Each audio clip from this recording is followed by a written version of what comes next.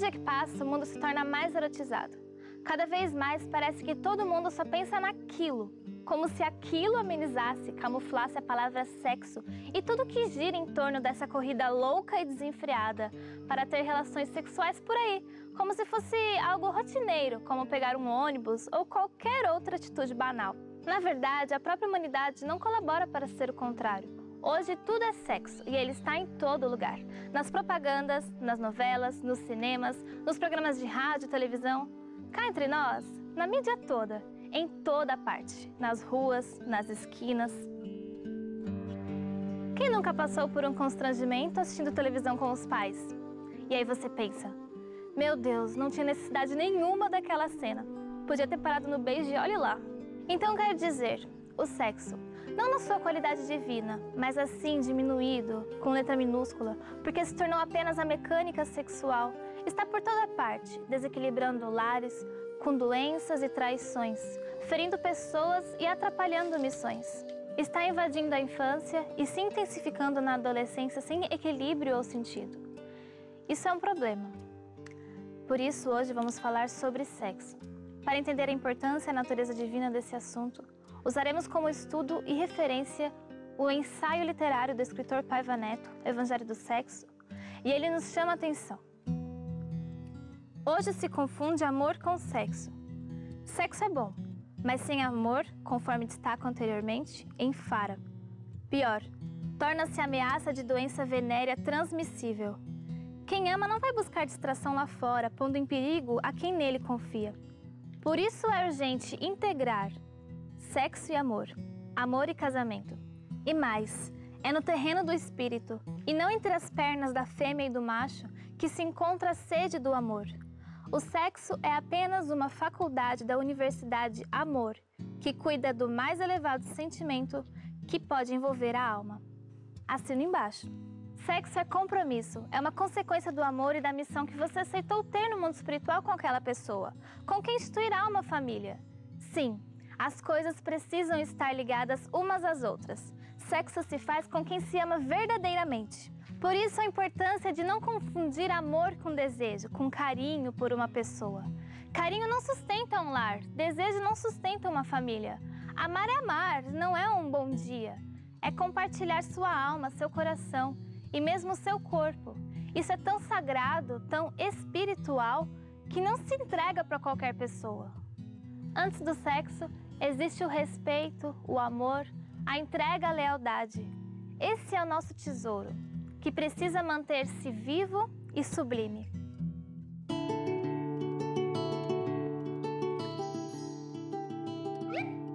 Não ajunteis tesouros na terra, onde a traça e a ferrugem tudo consomem, e onde os ladrões minam e roubam. Mas ajuntai tesouros no céu, onde nem a traça nem a ferrugem consomem, e onde os ladrões não minam nem roubam. Porque onde estiver o vosso tesouro, aí estará também o vosso coração. Pesquisa do IBGE revela que 30% dos adolescentes brasileiros já tiveram relações sexuais e 18% das crianças que nasceram no país são de mães entre 15 e 19 anos. Pesquisa pela LENAD, Levantamento Nacional de Álcool e Drogas, revela que 4.607 jovens entrevistados entre 14 e 25 anos de 149 municípios diferentes, 34% assumiram que nunca ou quase nunca usam preservativo durante as relações sexuais. Doutora, os dados são preocupantes quanto às jovens que engravidam e dos que não usam preservativo. Isso é falta de informação? Não é falta de informação, até porque hoje em dia os jovens são muito bem informados através da TV, da internet, enfim, tem muita informação. O problema é que, em geral, quando as meninas engravidam, é porque elas deixam de usar o preservativo porque elas acreditam no seu parceiro. E ela se deixa levar pela conversa do rapaz. Então, muitas vezes, até para provar para ele que ela gosta dele, que ela é fiel a ele, ela dá essa prova de amor, de fazer o sexo sem nenhuma proteção. Doutora, falta discutir com os adolescentes sentimento, limite e respeito quanto ao próprio tempo quando o assunto é sexualidade? Falta muita discussão, principalmente em casa, né? Porque o que eu observo é que os pais têm muita dificuldade para falar sobre sexualidade, para se sentar com os filhos e conversar, e isso colabora para que esses jovens muitas vezes tenham informações equivocadas, erradas na rua. Né? Dependendo da fonte de informação onde ele vai buscar, às vezes ele não tem a informação correta e precisa. E é importante que esses filhos se sintam acolhidos pelos pais, que eles possam sentar e conversar, falar sobre os seus sentimentos, falar sobre o que eles pensam, até colocar essa pressão que muitas vezes o parceiro faz para que você não use nenhum tipo de preservativo. Então, é fundamental esse diálogo dos pais, esse diálogo entre os adolescentes e principalmente da escola. A escola deveria também orientar os jovens e mostrar que quando você faz uso do preservativo, na verdade você está preservando a sua vida, preservando você. Então, aquela pessoa que usa o preservativo é uma pessoa que tem uma boa autoestima, que não se deixa levar por nenhum tipo de pressão. Ao contrário, né? Ela está preservando a vida dela e quem quiser ficar com ela terá que respeitá-la e dentro do limite dela também. Nas aulas de convivência da Legião da Boa Vontade, quando nós conversamos com os jovens a respeito desse assunto, nós sempre tomamos o cuidado de dizer para eles o seguinte, que mais importante do que saber usar um preservativo é saber o momento em que usá-lo. Então, há algumas características hoje que ficaram bastante deturpadas ou mesmo ficaram meio embaçadas e eu penso que o jovem confunde-se. Ele vê um momento em que muita gente fala de uma liberação sexual, mas em que sentido? Por que essa liberação? Então, às vezes, quando a gente vai falar de um relacionamento sexual, é bom a gente pensar que o sentimento nem sempre está presente. Então, o que é moda?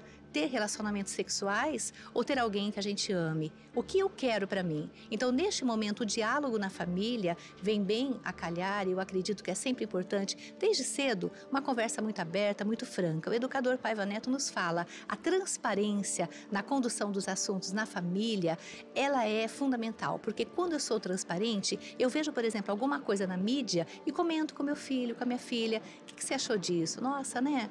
Pessoa tão jovem, poxa, olha, uma gravidez agora, tinha ainda um estudo pela frente, então eu nunca faço sermão, nunca vou falar mal de alguém, nunca vou criticar, olha só aquela situação, não é necessário, mas eu vou trazer os conceitos que a formação espiritual que eu desejo para o meu filho vai contemplar e que vai aí direcionar para um caminho que seja bom, que seja para a felicidade dele.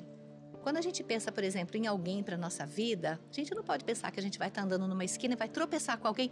Nossa, é a pessoa, tropecei e encontrei a pessoa da minha vida, né? A nossa vida não começou agora. Então, nós já tivemos outras existências, então nós já fizemos uma agenda espiritual contemplando situações que serão importantes agora, neste momento que a gente está vivendo. E aí, então, que vem o encontro especial com alguém que certamente eu já me comprometi ou alguém que eu escolhi. E olha só que terrível, se de repente, por conta apenas de uma atração física, eu me envolvo com alguém, faço ali um vínculo que vai ficar espiritualmente marcado no meu destino, depois eu tenho com essa pessoa um comprometimento que não é só daquele momento. Então, quando a gente vê sob a ótica da espiritualidade um relacionamento e a própria sexualidade, a gente vê com uma intensidade maior a responsabilidade que a situação vai nos pedir. Então, se eu amo alguém, essa pessoa será a pessoa com quem eu tenho um compromisso espiritual? Ou será que eu vou criar novos compromissos espirituais, firmando ali, de repente, até um compromisso que não era estabelecido para este momento, que não era o que me faria feliz? É bom, então, a gente ter pelo menos essa percepção para ter o benefício da dúvida, né? De investigar, de tomar bastante cuidado.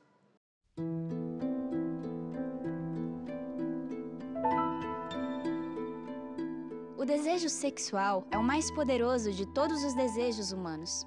Impelido por esse desejo, o homem desenvolve acuidade de imaginação, coragem, força de vontade, persistência e habilidade criadora em grau até então desconhecido. O desejo de contato sexual é um incentivo tão forte que os homens arriscam a reputação e a própria vida para satisfazê-lo. Quando dominada e dirigida em outras áreas, essa grande força motriz conserva todos os seus atributos que podem ser empregados como potentes forças criadoras, na literatura, na arte ou em qualquer profissão, inclusive naturalmente para a acumulação de riqueza. A transmutação da energia sexual exige o exercício da força de vontade, mas a recompensa vale bem todo o esforço. A emoção sexual produz um estado de espírito. A ignorância sobre o assunto faz com que geralmente se associe esse estado de espírito com o físico.